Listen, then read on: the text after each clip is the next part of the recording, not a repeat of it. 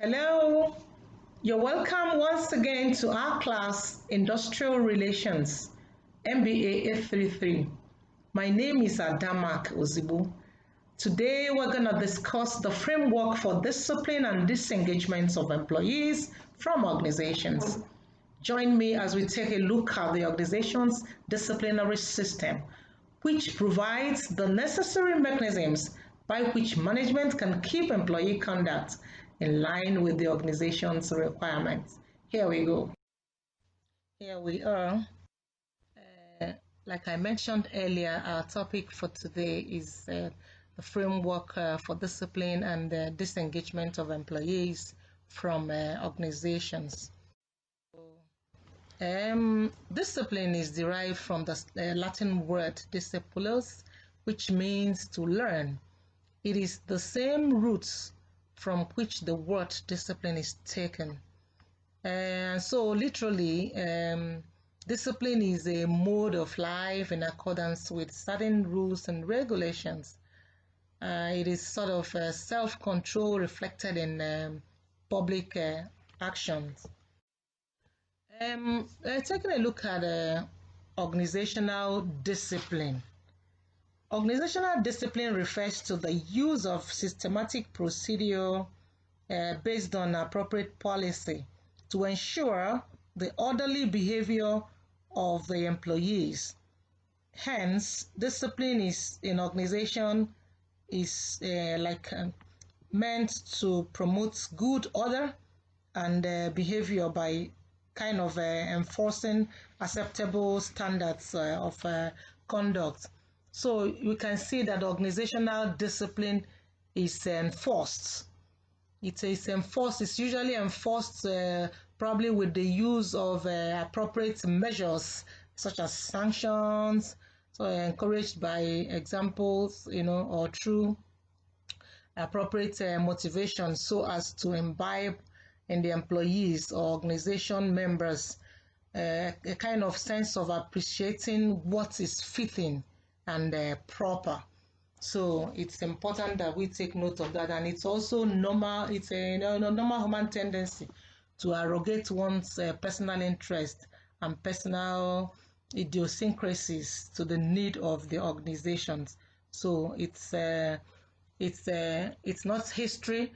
It's just practical, really, that people tend to have selfish interests. They don't care about what the organization drives at. They are interested in how whatever their gain is. So that is human being for you, and that is the root cause of indiscipline or misconduct in our organizations. Yeah,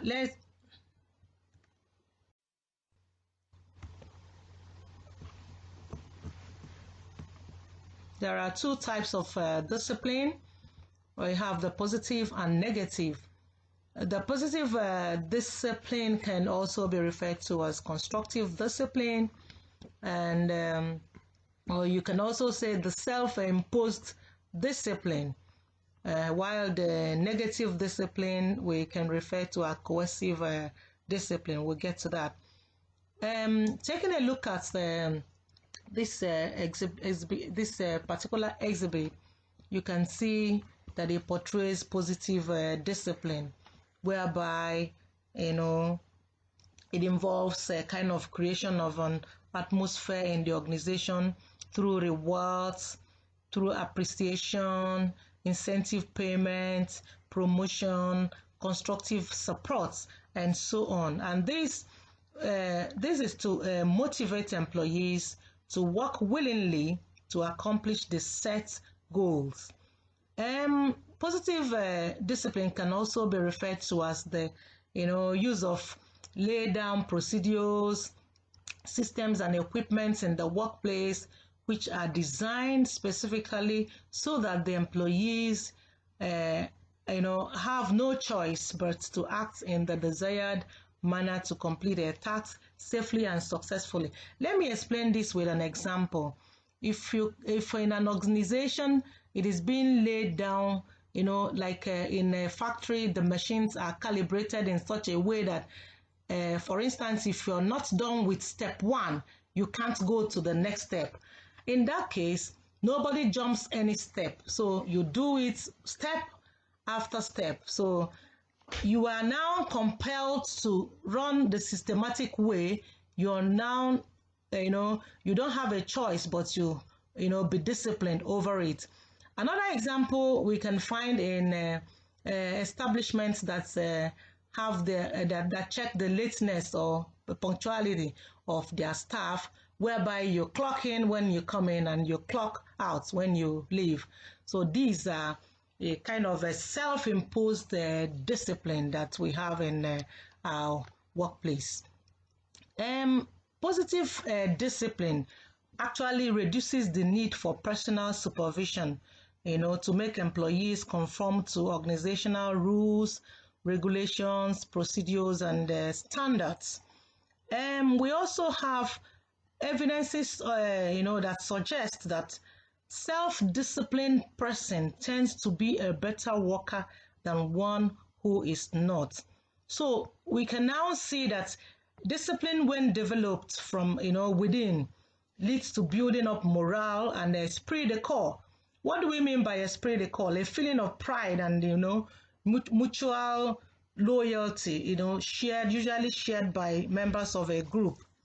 So having done this, let's take a look at negative discipline. Negative discipline or coercive discipline. You can also say punitive.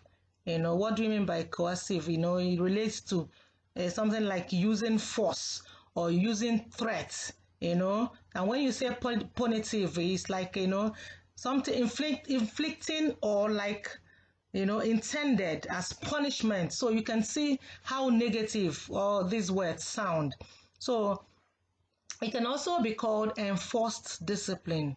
Just like we have a positive discipline being referred to as self-imposed discipline, we have negative discipline also being referred to as enforced discipline. This form of discipline involves the promise of sanctions designed to make the employers choose to behave in a desirable way. So they are compelled to behave in a desirable way. So take a look at this particular exhibit where you can see coercive cycle out of classroom discipline. You see how teacher removes a student from classroom and how it goes, the student acts out, or the student is, it's either the student acts out or the student is relieved, gets to leave the class and all that. And eventually it may result to the teacher being relieved also and all that. So these are consequences of negative discipline. So classroom expulsion and such harsh punishments can also lead to one thing or the other. It's not as rewarding as positive discipline. We are about to take a look at what actually constitutes indiscipline or misconduct. What constitutes indiscipline or misconduct? What are those things that we can say that constitutes discipline or misconduct? Indiscipline, we all know, is also called misconduct. So let's take notes when we say indiscipline, we mean misconduct. So it's a transgression of some established or definite rules and regulation, which is prejudicial to the interest of the employer, or which is likely to impair the reputation of the employer, or like create a kind of unrest among other employees. So indiscipline can be created by the employees while on the job, maybe while off the job, maybe inside the organization or even outside the organization. So it is therefore necessary that management determines what constitutes indiscipline or misconduct, so that it will be clearly set apart. So based on consequences flowing from indiscipline, they are divided into three categories, and these are You have the minor infractions, you have the major infractions, and the intolerable offenses. So they are quite clear. They are quite clear, and when we talk about minor infractions, we mean we're referring to things like actions that do either no harm or very little harm, like things like maybe carelessness, maybe wage garnishment, and then negligence are some of the examples of minor infractions, you know. But it's good for us to note that accumulation of these things may not be palatable at all, even though they are being referred to as minor infractions. So now, let's take a look at the things, the major infractions. Let us take a look at the major infractions. What are the major infractions? The acts which damage morale, such as cheating, such as lying, stealing, refusal to carry out orders, and so on. All these fall under the category of major infractions. And we have here the intolerable offenses. The intolerable offenses, as the name sounds, refer to, acts of, like drastic and illegal nature, acts that are of drastic and illegal nature.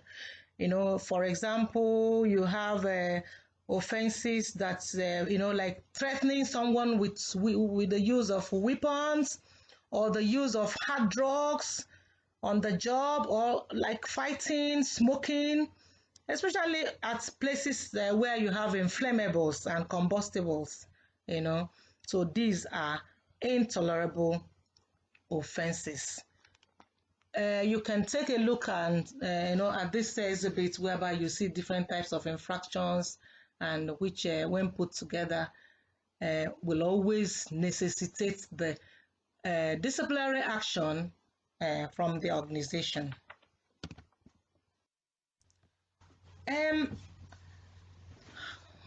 Apart from the activities that we mentioned there, so there are some behaviors also of management that also constitute indiscipline in an organization.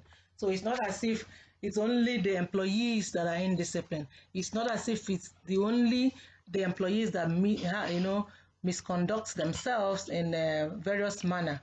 The management also can be of bad behavior. So let's take a look at this. You can see that what are those bad behaviors? They include maybe weakness, incompetence, and distrustful leadership, defective supervision, especially maybe due to absence of good and knowledgeable supervisors. You can have things like a practice of the divide and rule policy, which is practiced by the management, destroying team spirit amongst the employees. This is what divide and rule does. Then you have bad and unhealthy working conditions. You have discrimination. Discrimination may be based on things like maybe it may be based on caste, maybe color. You talk about creed, sex, language, religion, place, different things. Matters like in selection or in promotion or in penalty. This is the side of it where management fails. So we can also see there is improper coordination and delegation of authority, and then so many other ones, including lack of timely redressal of employee grievance. So you can take a look at them as we move on.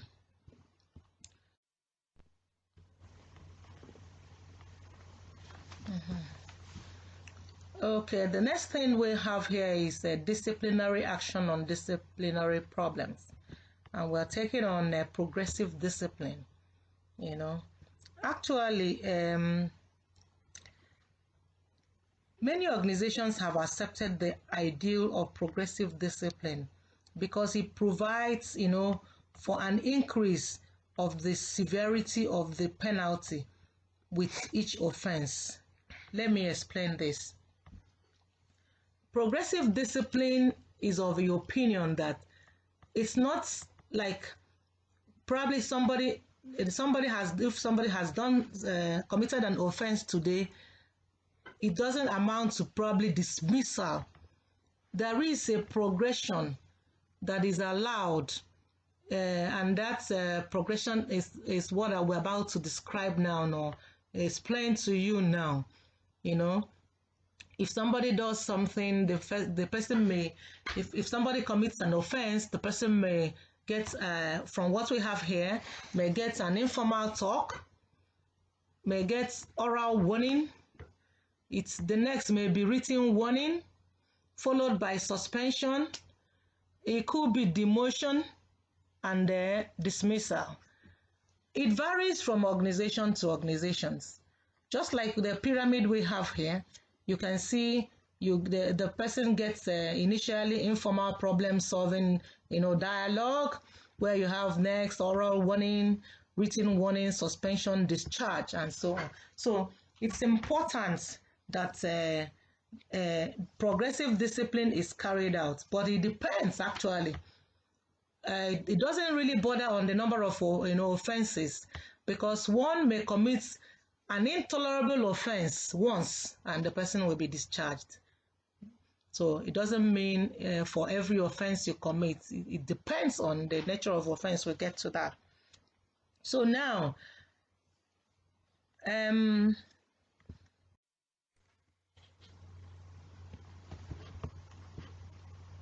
okay.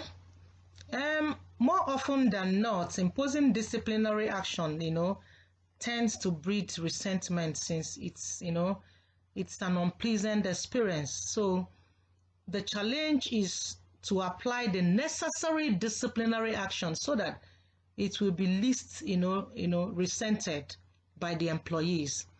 There are basic rules, as we will see now, that when applied in disciplinary situations will help to reduce the degree of resentment attached in all disciplinary actions. So what are such steps? We have immediacy. This one implies that when you notice an offense, the manager or the superior the superior officer should take disciplinary action as speedily as possible. And then we have advance warning, whereby it's essential that all employees are made aware in advance what is expected of them and what the organizational rules and regulations are. And you have consistency. Consistency implies, this rule implies that each time an infraction occurs, appropriate disciplinary action should be taken. Inconsistency in the application of discipline tends to lower the morale of employees, and it also diminishes, their respect for the authority. You have the impersonality, which basically it talks about employee having to nurse some resentment towards the superior officer, who has taken disciplinary action against, him or her. Therefore, the degree of resentment actually can be reduced by making disciplinary action as impersonal as possible.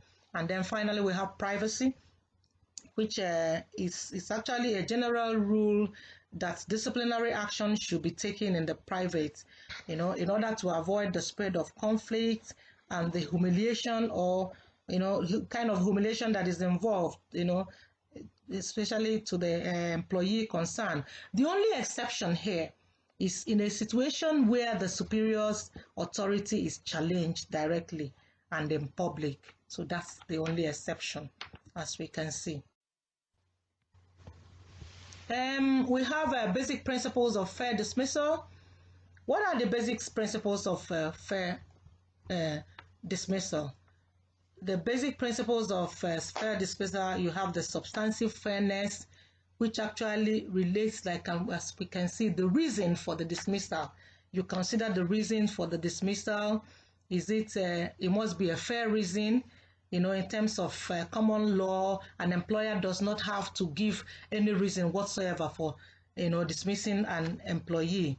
So it's important that we take notes, and then you can take a look and see that what it indicates, the substantive fairness, what it includes. You can see them, and when you go through them, and you can see at the end, you find out actual breaking of a workplace rule. Did the person actually break the rule? What reasons? You can see, did you communicate the rule to the employee before this happened? What about consistency in applying the rule? Then appropriateness of dismissal as punishment. Is dismissal the rule, the punishment that is deserving for this offense? Talk about the seriousness of the misconduct. Check the employee's circumstances and the employer's circumstance.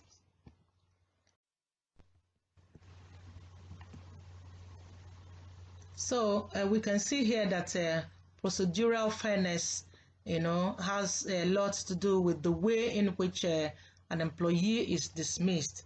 In most cases, an employer has to give the employee opportunity to state his or her case, and in reply, you know, an opportunity to defend himself or herself.